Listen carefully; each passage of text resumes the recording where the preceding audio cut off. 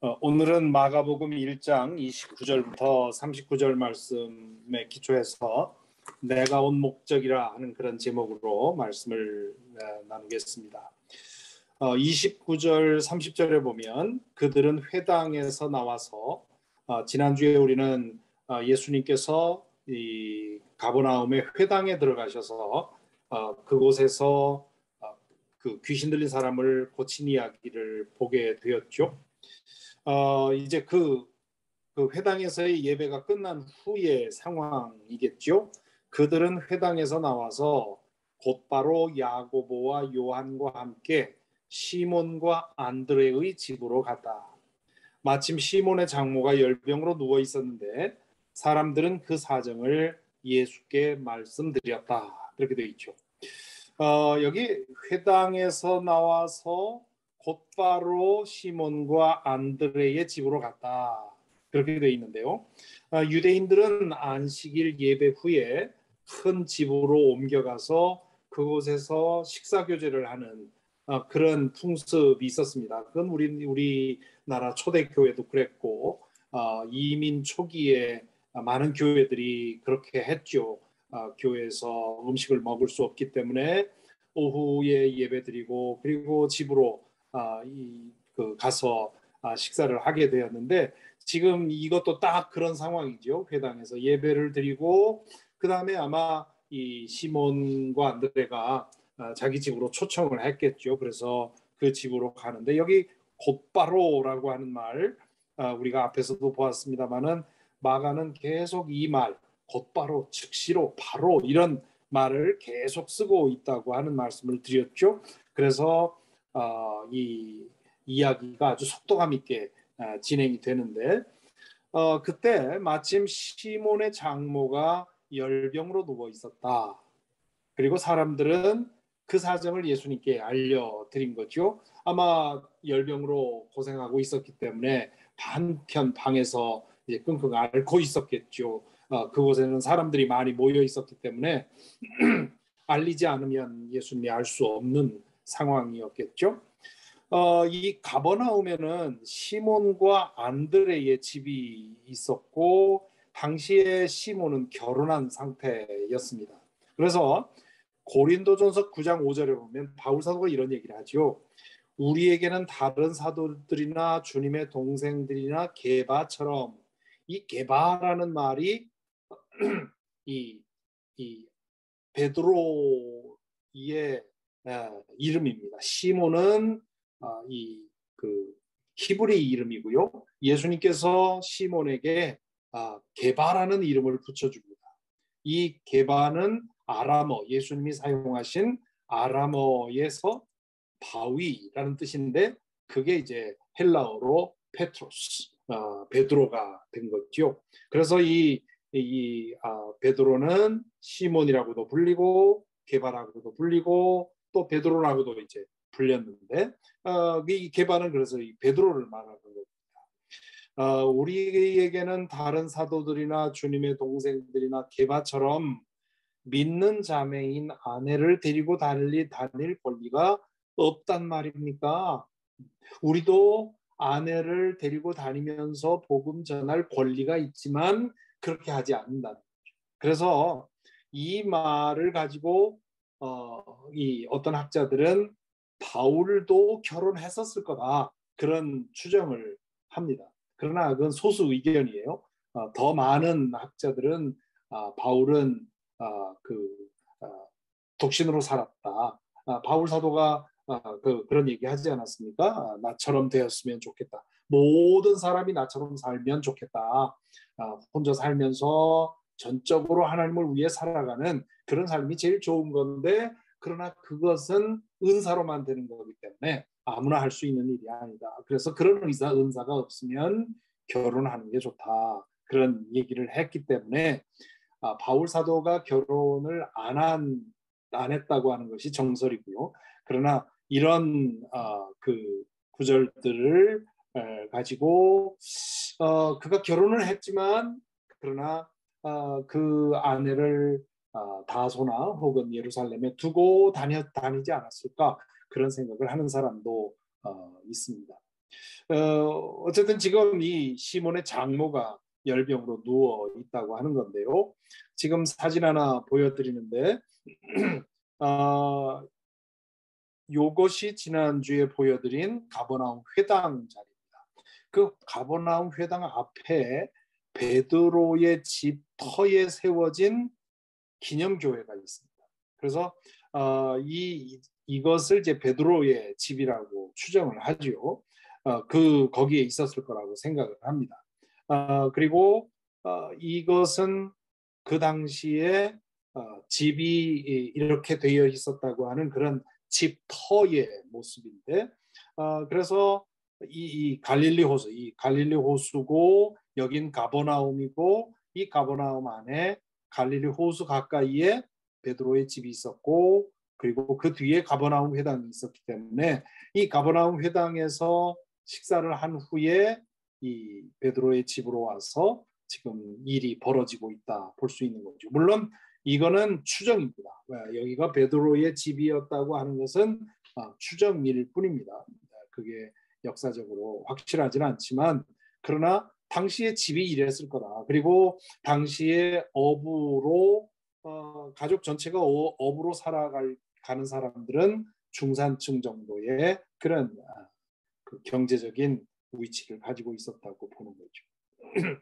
31절에 보면 예수께서 그 여자에게 다가가셔서 그 손을 잡아 일으키시니 열병이 떠나고 그 여자는 그들의 시중을 들었다. 그렇게 되어 있습니다. 자, 여기 보면 예수님께서 이 베드로의 장모의 병을 고치기 위해서 무슨 말씀을 하신 것도 아니고 뭐 어떤 이상한 행동을 한 것도 아닙니다. 그냥 가서 그 여자의 손을 잡아서 일으키시니까 끙끙 앓으면서 몸져 누워 있었던 장모가 벌떡 일어난 거죠. 열병이 떠났고, 그리고 그 후에 그렇게 치유되고 나서 그 여자는 그들의 시중을 들었다. 그래서 지금 이 간단한 문장입니다만은 여기서 예수님의 권세가 다시 한번 드러나죠. 치유를 위한 어떤 행위나 어떤 말이나 이런 거 필요 없이 그냥 잡아 일으키자 그 치유가 된 거죠. 그리고 나서 지금 이 구절이 중요한데요. 왜냐하면 그렇게 치유되고 나서 이 시몬의 장모는 그들의 시중을 들었다 이렇게 돼 있는데, 시중을 들었다 하는 말의 이 헬라어가 디아코네오라는 말. 이 디아코네오라는 말은 디아코노스, 나중에 집사를 가리키는 디아코노스라는 말의 그 말이 거기서 나옵니다. 그래서 이 디아코노스, 이 마가가 이 복음서를 쓸 즈음이면 디아코노스라고 하는 사람들이 교회 모임에서 봉사하고 섬기고 시중드는 그런 때였기 때문에 디아코네오라고 하는 말을 여기서 굳이 사용한 아주 중요한 이 의도가 있는 것이죠. 그래서 베드로의 장모가 예수님을 통해 치유받은 후에 그 사위 일행을 따라다니면서 그 복음이 전해지는 일을 위해서 봉사했다고 하는 것을 암시하고 있습니다. 그 다음에 이제 32절부터 34절에 보면 그렇게 해서 이제 시몬 베드로의 집에서 식사하면서 거기서 말씀을 가르치시고 또 병자도 치료하고 그렇겠죠. 그렇게 해서 해가 져서 날이 저물 때에 이 말은 이제 안식일이 지난 겁니다. 안식일에는 이제 지난주에 말씀드린 것처럼 회당에 예배드리러 가는 정도의 거리만 움직일 수 있고, 또 이 회당에서 성경 두루마리를 옮길 정도의 무게 이상은 들을서는 안 된다고 이 당시 랍비들이 규정을 하고 있었거든요. 그렇기 때문에 이 날이 저물고 이 선셋이 되자 사람들이 모든 병자와 귀신 들린 사람을 예수께 데리고 왔다. 네. 예수님의 소문이 삽시간에 퍼졌고 안식일이었기 때문에 멀리 다닐 수도 없었고 병자들을 들쳐맬 수도 없었는데 이 일몰이 되자마자 이제 안식일이 지나자마자 사람들이 몰려들었다는 거죠. 그리고 온 동네 사람이 문 앞에 모여들었다. 오늘날 도시의 상황에서 생각하면 이 장면이 잘 그려지지 않죠. 그러나 저는 제 어릴 적에 저희 시골의 상황을 생각하면 이건 뭐 너무도 그 자연스러운 일이지요. 어떤 사람이 나타났는데 그 사람에게 치유의 능력이 있고 그 사람을 통해서 누가 나왔고 하다 하는 소식이 전해지면 그냥 삽시간에 사람들이 몰려들죠. 몇 년 전에 멕시코 선교센터에서 어느 한의사가 가서 침을 놓았는데요. 어느 날 아주 다리를 굉장히 심하게 절고 저는 사람이 와서 침을 맞았어요. 그런데 그 침 맞은 후에 한 시간 후에 이 사람이 전혀 장애 없이 뭐 펄펄 뛰면서 돌아갔다. 그러자 그로부터 그 오후에 몇 시간 후에 사람들이 얼마나 많이 몰려드는지 감당하기 어려울 정도였는데 그 예수님에 관한 소문이 퍼지니까 이렇게 모여든 겁니다. 그는 온갖 병에 걸린 사람들을 고쳐주시고 많은 귀신을 내쫓으셨다. 이 마가는 병 걸린 사람과 귀신 들린 사람을 분명하게 구분을 했습니다. 왜냐하면 병에 걸린 것은 질병 때문에 뭔가 병균 때문에 그런 거고 그 귀신 들린 사람은 악한 영에 사로잡힌 거기 때문에 이걸 꼭 늘 구분해서 말을 하죠. 예수께서는 귀신들이 말하는 것을 허락하지 않으셨다. 그들이 예수가 누구인지를 알았기 때문입니다. 자, 여기서 예수님께서 온갖 병에 걸린 사람들을 고쳐주시고 많은 귀신을 내쫓으셨다. 이렇게 이런 말을 여기서 강조한 이유는 예레미야나 이사야나 에스겔이나 이 구약의 예언자들의 예언을 보면 메시아가 오시면 온갖 왜곡된 것, 잘못된 것, 어그러진 것들이 회복될 것이라고 하는 예언이 나옵니다. 그래서 다리 저는 자가 치유가 될 것이고 눈먼 자가 눈을 보게 될 것이고 귀가 안 들리는 사람이 귀를 듣게 될 것이고 하는 이런 많은 일들이 일어난다고 하는 그런 예언을 하지요. 그러니까 지금 마가가 이 사실을 강조하는 이유는 예수님이 지금 메시아로서 그 메시아에게 예언된 일들이 예수님에게서 일어나고 있다고 하는 것을 강조하는 거죠. 자, 그리고 예수께서는 귀신들이 말하는 것을 허락하지 않으셨다. 지난주에도 앞에서 보았습니다만은 이것은 예수님이 계속 하시는 행동입니다. 왜냐하면 그 예수님이 메시아라고 하는 예수님이 메시아라는 정체가 섣불리 드러나면 예수님은 당신의 뜻을 이룰 수도 없이 이 군중에 의해서 끌려가게 되죠.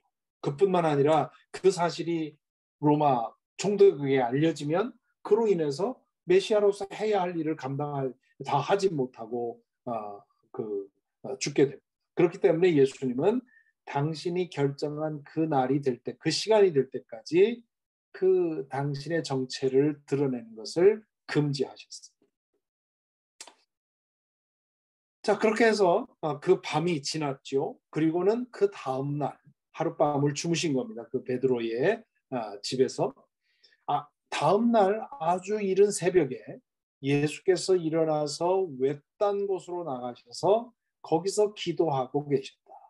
그때에 시몬과 그의 일행이 예수를 찾아 나섰다. 이렇게 돼 있죠. 여기 보면 이른 새벽, 아주 이른 새벽에 외딴 곳으로 가셨다. 그렇게 얘기해요. 이건 무슨 얘기입니까? 예수님이 기도에 몰입할 수 있는, 홀로 기도에 몰입할 수 있는 환경을 찾는 것, 그것이 예수님이 매일 했던 일이라는 것을 여기서 강조하는 거죠. 그리고 여기 기도하고 계셨다 그렇게 되어 있는데 이 기도하다라는 말에는 두 가지 그 헬라어로 두 가지 그 말이 단어가 있는데 하나는 프로슈케라는 말이고 하나는 데에시스라는 말. 이 데에시스는 구하는 행위를 말하는 거고 프로시오케는 하나님 앞에 엎드리고 있는 모습을 그린 말. 그래서 예수님이 기도하고 계셨다. 이것은 프로시오케를 했다 그런 말. 데에시스를 했다 하는 말이 아닙니다. 물론 하나님 앞에 뭔가를 구하기도 했겠지요. 그러나 더 중요한 것은 하나님 앞에 엎드려서 하나님의 영에 의해서 내가 충만해지는 하나님과의 그런 깊은 영적 사귐을 추구하셨다는 말이죠.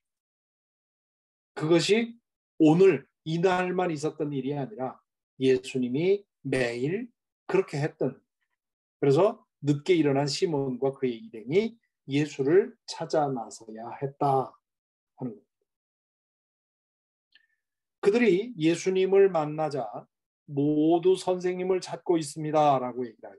여기 모두라는 말은 아마 동네 사람들을 가리킬 겁니다. 이 동네 사람들은 예수님이 언제까지고 그 동네에 있어서 자기네들에게 어떤 병이 생기거나 어떤 문제가 생기면 해결해 주기를 원했겠죠. 그리고 제자들도 아마 매우 흥분했을 겁니다. 가버나움 안에서 사람들이 막 몰려들고 다른 동네에서도 몰려들고 하니까 이게 그 정말 우리가 사람 제대로 봤다. 우리 이 예수님을 따라 나서기 잘했다 생각을 하면서 흥분해서 아마 이 말을 했겠죠.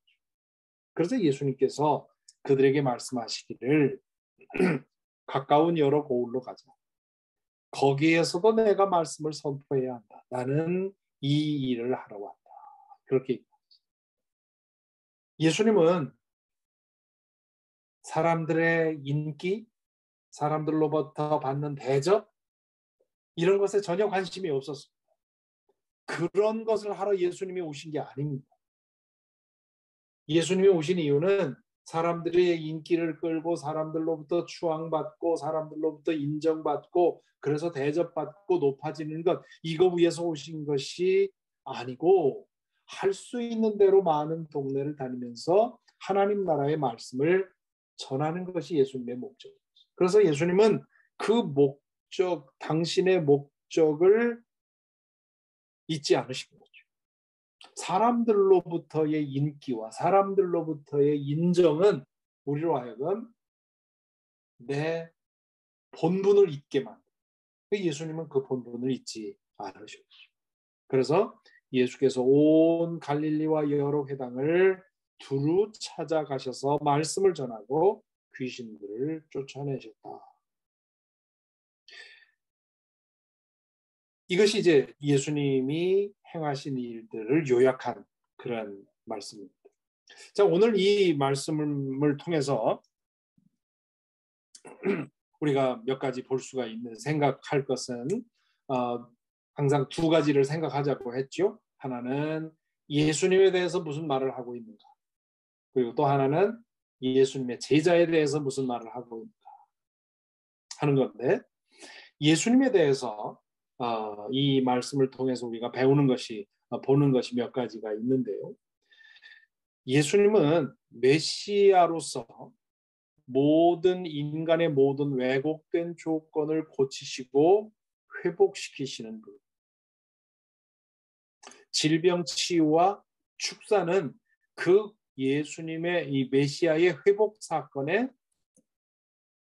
한 사례일 뿐입니다.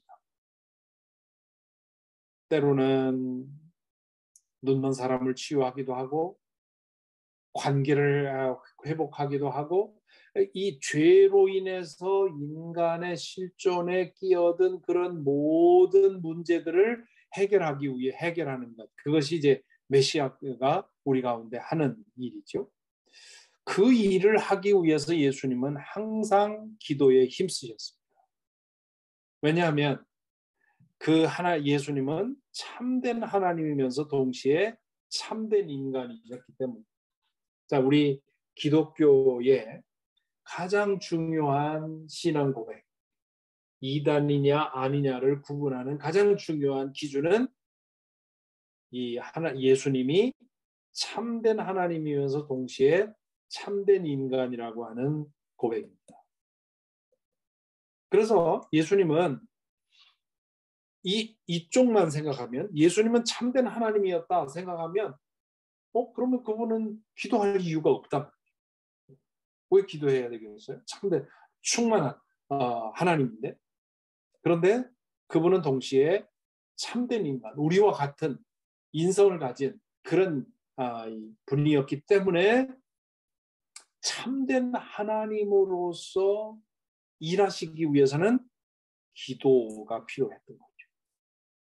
그리고 그분의 기도는 사귀는 기도, 프로시우케, 무엇인가를 구하는 기도보다는 기도로서 하나님과 하나가 되어서 성령의 충만한 상태에 거합니다.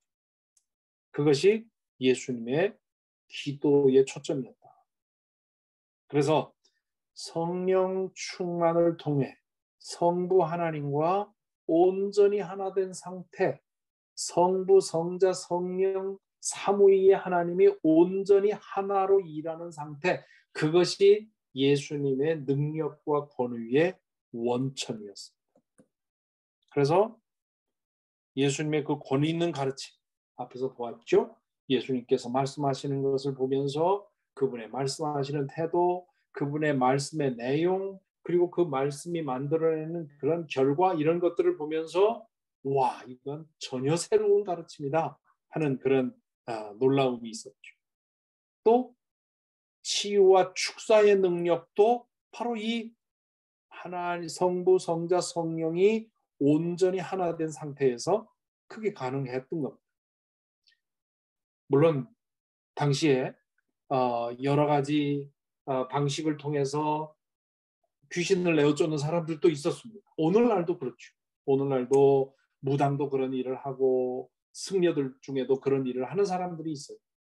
그렇지만 예수께서 하시는 일은 그렇게 눈속임으로 무마시켜서 악령을 나가게 하는 것이 아니라 성령의 능력으로 내어쫓는 그런 일을 하시는 거죠.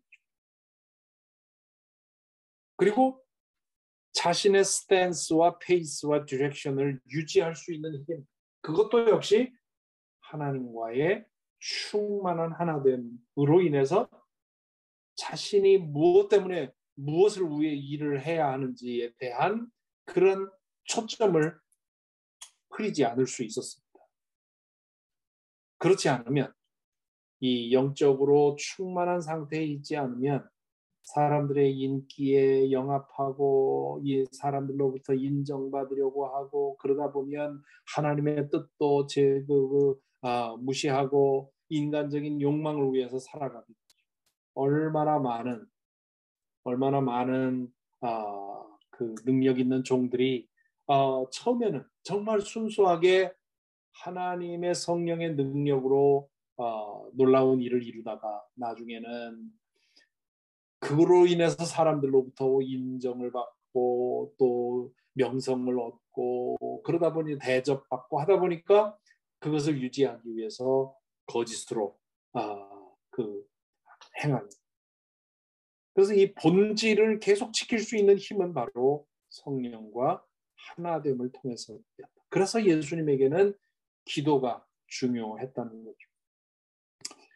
자, 두 번째는 그러면 제자에 대해서, 우리 자신에 대해서는 무엇을 이 이야기를 통해서 볼 수 있는가? 첫째는 시몬의 장모 이야기에서 배울 것이 있습니다. 그건 뭐냐면 섬기려면 먼저 섬김을 받으라 하는 거죠. 시몬의 장모가 사위의 일행을 따라다니면서 예수님의 그 복음 사역을 그 위에서 돕습니다. 숨은 자리에서, 보이지 않는 자리에서 그 일행들의 그 먹는 것을, 음식을 하고 뭐 여러 가지 필요한 그런 일들을 했겠죠. 그럴 수 있었던 이유는 예수님으로부터 섬김을 받았기 때문에, 예수님께서 그를 찾아가셔서 그를 잡아 일으키셔서 회복시켜 주신 그 은혜를 경험했기 때문에 따라다니면서 섬김을 한 것이죠. 그러므로 섬기려면 먼저 섬김을 받아요. 섬김을 받는 그 체험 없이 섬기려 하면 그건 자기 의만 쌓는 거죠. 지난주에도 말씀드렸지만 교회 안에서 제일 위험한 사람은 이를 악물고 열심히 일하는 사람. 그런 사람들은 나중에 결국은 나의 공을 알아주지 않았다, 나를 충분히 인정해주지 않았다 하면서 교회에 어려움을 주게 되죠. 먼저 하나님으로부터 섬김을 받아야 하나님을 섬길 수 있습니다. 그리고 반대로 말한다면 섬김을 받았다면 섬김으로 갚아야 돼요. 지난주에 말씀드린 것처럼 하나님 안에서 만족했다면, 진실로 만족했다면 그 만족된 능력, 만족된 힘으로 하나님을 위해서 일하게 되죠. 만약에 그런 건 아무것도 안 하면서 늘 하나님 앞에서의 만족만을 구한다면 그거는 민중의 아편이라고 하는 그런 비난을 피할 수가 없습니다. 그래서 섬기려면 먼저 섬김을 받으라. 섬김을 받았다면 섬김으로 갚으라 하는 것을 시몬의 장모 이야기에서 생각할 수 있고요. 두 번째는 예수님의 기도 생활에서 배울 것이 있습니다. 자, 하나님, 참 하나님이요 참 인간이셨던 예수님이 이렇게 매일같이 기도를 하셨다면, 기도를 이렇게 중요하게 생각했다면, 기도 아니면, 기도가 없이는 내 소명을 감당할 수 없다고 하는 그런 생각을 하셨다면 우리 같은 사람은 어찌해야 되겠습니까? 우리 같은 사람에게는 더 기도가 필요하죠. 찰스 스펄전 목사님이 그런 말을 한 적이 있습니다. 아침에 일어나 가장 높으신 분의 얼굴을 뵙기 전에 아무도 만나지 마십시오. 가장 높으신 분의 말씀을 듣기 전에 다른 음성을 듣지 마십시오. 하나님이 정말 나에게 가장 중요한 분이라면 정말 이 말씀이 울림이 커야 하겠죠. 마르틴 루터는 그런 얘기를 합니다. 나는 하루에 해야 할 일이 너무 많아서 기도를 오래 하지 않을 수 없습니다. 우리는 보통 뭐라고 합니다. 요새 할 일이 너무 많아서 너무 바빠서 기도할 시간이 없습니다. 이러잖아요.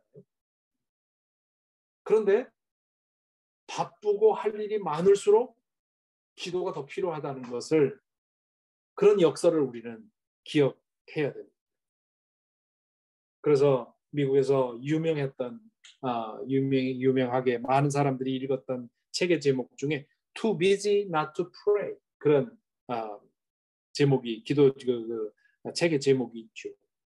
Too busy to pray. 그러면 나는 너무 바빠서 기도 못해. 기도할 시간이 없어. 그런 뜻인데, Too busy not to pray. 그렇게 말하면 나는 너무 바빠서 기도 안 할 수가 없어. 그런 뜻이죠.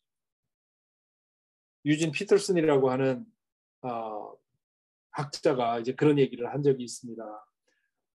목사에게 있어서 목사의 직무이기는 분주합니다. 분주하게 이것저것 정신없이 이 일 저 일 닥치는 대로 하고도 일하고 다니면서 정신 없어지면 그건 목사가 열심히 일하는 게 아니라 직무유기다. 왜냐하면 목사에게 제일 중요한 것은 영적으로 중심이 잡혀 있고 방향이 잡혀 있고 충만해야 되는 것이 목사의 제일 중요한 과제이기 때문에 이 일 저 일 다니면서 결국 내 영적으로 비어버리면 그건 목사의 직무위기라고 얘기를 한 적이 있습니다. 그런데 이건 목사만이 아니라 우리 그리스도인들, 신앙인들 모두에게 해당하는 거죠. 우리가 기도를 하지 않는다면 기도로서 하나님 안에 우리의 존재가 깊이 뿌리 박혀 있고, 그리고 우리 안에 성령의 은혜가 충만할 수 있도록 하지 않는다면 우리는 제자로서 살아갈 수가 없습니다. 그러므로 오늘 이 예수님께서 아침 일찍 외딴 곳으로 아무도 방해하지 않는 그런 곳에서 기도에 몰입했었다고 하는 이 예수님의 습관을 보면서 우리도 더욱 영적 생활에 힘써야 하겠다 하는 것을 생각하게 됩니다.